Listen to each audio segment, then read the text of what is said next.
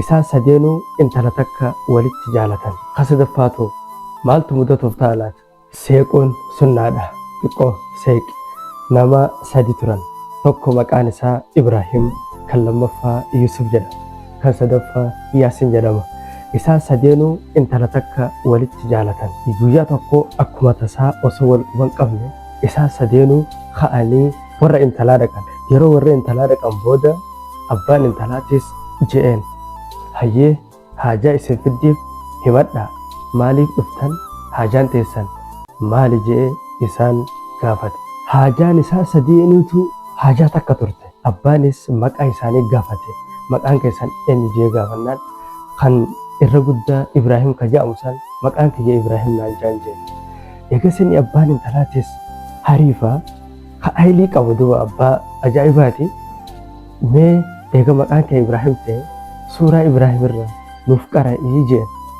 Inninis duraanuu qara'ee deema waan ta'eef suuraa Ibraahim ni qara'eef.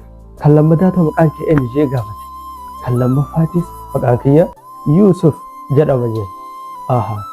Kanaanis suuraa Yusuf waan jirtuuf suuraa Yusuf irraa itti tokko nuu qara'ii jeen.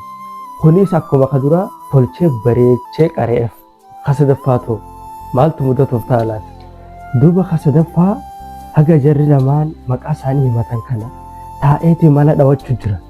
Akkamaa ta'u akkamitti jala haa bahu jee. Maaliif maqaan isaa Yaasiin, suuraa Yaasiin hin beeku. Abbaan intalaa suuraa sanirraa maqaa tokko nuuf qaree waan jiruuf jecha. Duuba abbaan intalaa taraan gisee isarra geesse atoo maqaan keenya jennaan inninis ni callise. Abbaan intalaa irra deebi'ee maqaan kee eenyu jennaan inninis akkas jedhe. Amma maqaan kiyya qul huwallahu ahad. Garuu hiriyoonni kiyya gariin inna aaxeynaa ja'aniin na waamu jeen. Kanaafuu namoonni tokko tokko maqaa qofaa fi hojii nama biraatiin muxawwaa of hin fakkeessin. Kan sobdee duusa 30 fixee of hin jettu suuraa Faatihaa kana hin beekne hin dhabamu. Kanaafuu dubbii kana waan hin jeefin qaba. Namoota of laali bakka jirtu. Ma'assalaama.